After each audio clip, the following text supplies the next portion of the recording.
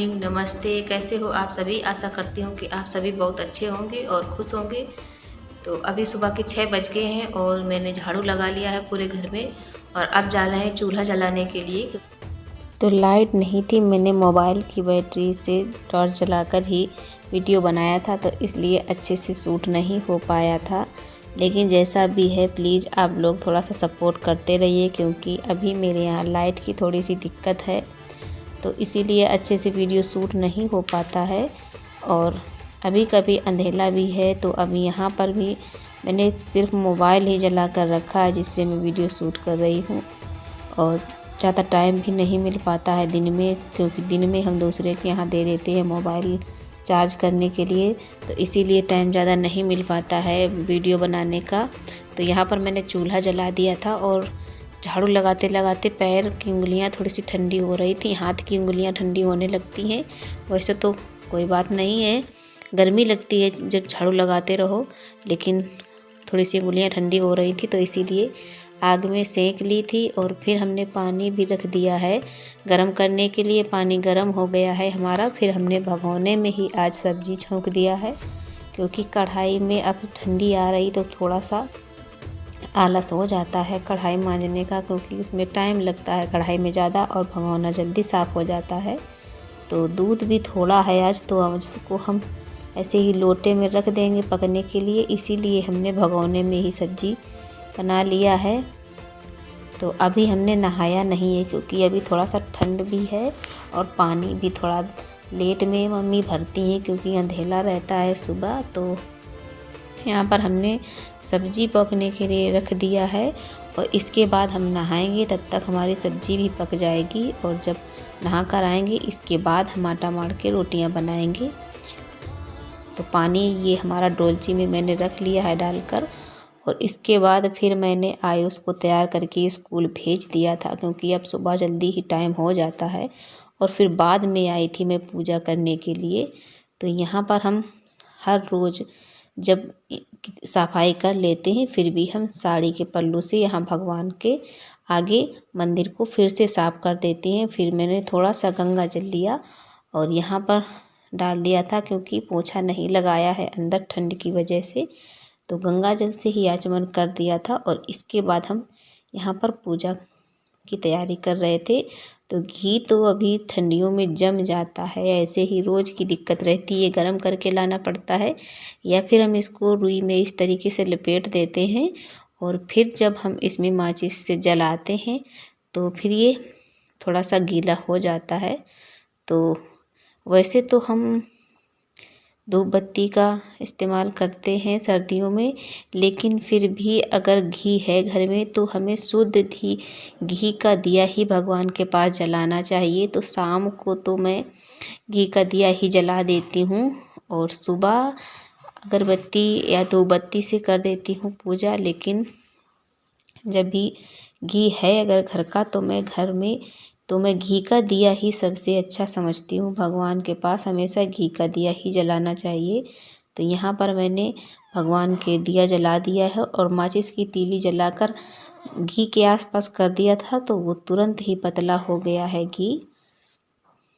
और इसके बाद यहीं पर हमने धूप बत्ती भी जला ली है और भगवान की आरती कर दिया है। जो कोई आता बिन मांगे सब कुछ पा जाता, राजा हो या कोई भिखारी, पापी हो या कोई पुजारी, तुमने जोड़ा माँ बेटे का नाता। जय जय जय ता, तुम चाहो तो जीवन दे दो, तुम चाहो तो जीवन ले लो, जन्म मरण है हाथ तुम्हारे। जय जननी जय माता, जय जय जय जगदम्बे माता। द्वार कोई आता बिन मांगे सब कुछ पा जाता, राजा हो या कोई भिखारी, पापी हो या कोई पुजारी, तुमने जोड़ा माँ बेटे का नाता। जय जय जय जगदम्बे माता।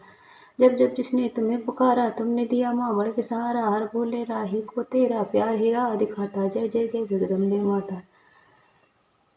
करकमचिंचा पोळातोय कोणा विधा पोळता विलक्षण त्यांचे जीवनी पतित मंत्र विश्वासनी बोल जाता, तो करते नारी सौभाग्यम सौभाग्यम पुत्रता लगते सुस्थिरा स्त्रियों। तो पूजा हमारी हो गई है, और मेरे यहाँ तुलसी का पेड़ नहीं है। मैंने लगाया 2 बार, मैंने तुलसी बोई, लेकिन वो नहीं जमी, पता नहीं क्यों।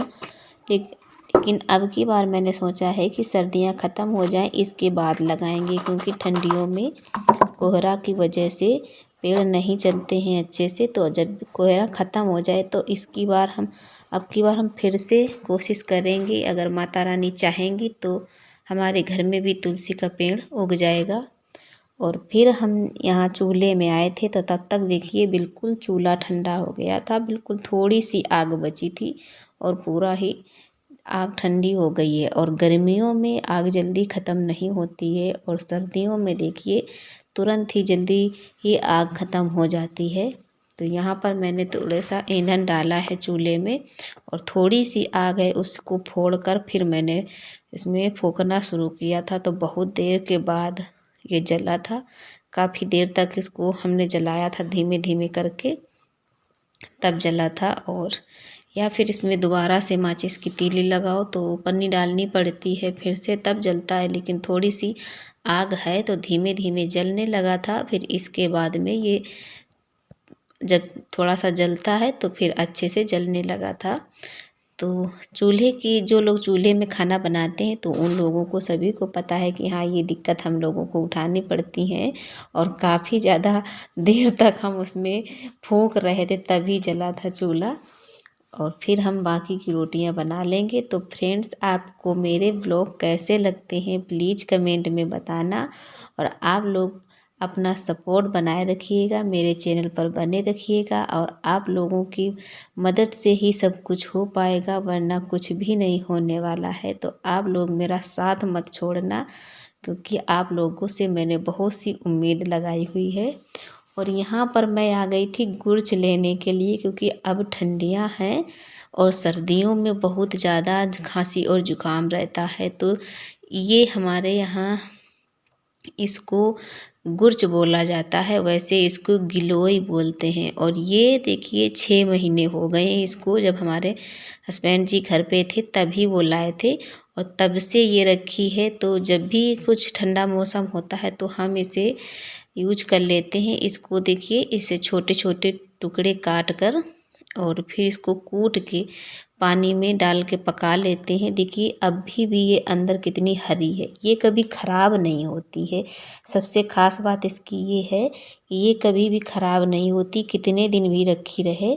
तो जब भी अगर ये सूख भी जाए, कभी सूखती नहीं है वैसे तो जल्दी, जब सूख भी जाए फिर भी आप इसको कूट के पका लीजिए। तो इससे जो इसका काढ़ा बनता है तो इससे आपको खांसी जुकाम बिल्कुल भी नहीं होता। इतनी सर्दियाँ हो गई, पापा मम्मी सभी को बुखार भी आ गया था, जुकाम खांसी भी हो गया, लेकिन मैं पीती हूँ तो मुझे कुछ भी, अभी तक पूरा सीजन निकल गया है लेकिन मुझे खांसी जुकाम नहीं हुआ है। और आयुष नहीं पीते हैं, कड़ू है, और वो लोग कोई नहीं पीता है, सिर्फ मैं ही हूँ। तो मैं पी लेती हूँ। मुझे ऐसा है कि अगर कड़ू लगता है तो वो मुझे बर्दाश्त है, लेकिन जो खांसी जुकाम होता है तो ये मुझे बर्दाश्त नहीं है बीमारी। तो ये सबसे अच्छा तरीका है मेरे यहाँ, मैं तो इसको हमेशा यूज करती हूँ। मेरे पति जी होते हैं घर पे तो वो भी पी लेते हैं। और अगर जो लोग, जिनके मतलब जो बूढ़े हैं, बुजुर्ग लोग हैं, वो इसको हर रोज़ पिएं तो उनके लिए हाथ पैरों के जो दर्द है, गांठों का दर्द है, तो उसमें भी ये फ़ायदा करता है। बहुत ज़्यादा ये फ़ायदेमंद है। ये हमारे गांव की देसी दवा है। तो आप लोग भी, कौन कौन इसे यूज करता है, अगर नहीं पीते हैं तो आप लोग भी इसका यूज करके देखिए। गिलोय का काढ़ा पीने से बहुत ही अच्छा है। और सर्दियों में इसे आप हल्का सा गुनगुना पीजिए और गर्मियों में इसको ठंडा करके पीजिए, क्योंकि ये इसका कोई तासीर नहीं होता है। अगर आप चाहें कि ये गर्म हो कि ठंडा है, तो गर्मियों में अगर पिएंगे ठंडा करके तो ये आपको ठंडा है आपके लिए, और अगर सर्दियों में इसको हल्का गुनगुना पिए तो ये गर्म है। और ये आप एक बार बना कर रख लीजिए, जैसे कि शाम को बना कर रखा है तो आप इसे सुबह भी पी सकते हैं गरम करके, लेकिन इसको धीमा धीमा बिल्कुल पकने के लिए रख देना। और आज इतने बादल हैं, देखिए 11 बज गया है, अब थोड़ा सा सूर्य भगवान ने दर्शन दिए हैं। और कपड़े आज नीचे तो सूखने वाले नहीं थे, तो इसलिए मैं इनको ऊपर लेकर आ गई हूँ, क्योंकि यहाँ पर कुछ हवा भी तेज़ है आज, तो हवा चलेगी और कुछ हल्की फुल्की धूप निकलेगी तो उससे भी कपड़े सूख जाएंगे।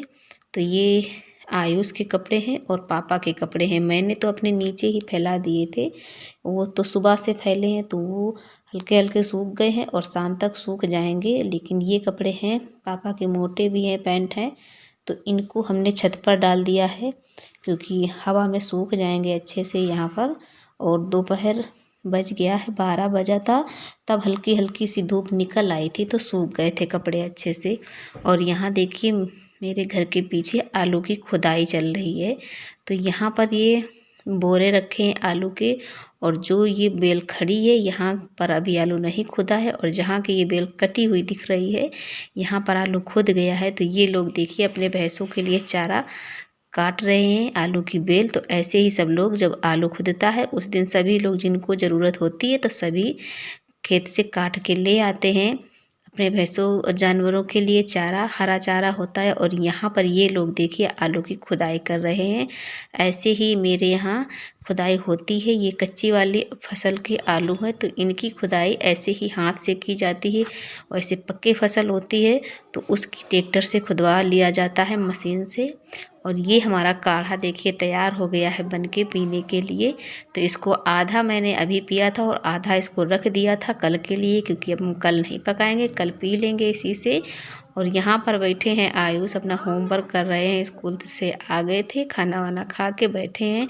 तो ये इनको अगर डांटो ना, इनके पास ना बैठो तो ये अच्छे से काम नहीं करते हैं, बहुत ही मस्ती करते हैं, इधर उधर कहीं यहाँ जाते हैं, उठ के कहीं वहाँ जाते हैं। फिर हम इनको डांट रहे थे और इनको इनका होमवर्क करवा रहे थे। और फ्रेंड्स आज के लिए बस इतना ही, आप लोग से मिलेंगे नेक्स्ट ब्लॉग में। तब तक अपना प्यार और सपोर्ट बनाए रखिएगा। चैनल को सब्सक्राइब जरूर से कर लीजिएगा क्योंकि आप लोग चैनल को सब्सक्राइब नहीं करते हैं, और अगर आप लोग चैनल सब्सक्राइब नहीं करेंगे तो मेरा काम कैसे होगा। फिर लाइन में जोड़ देने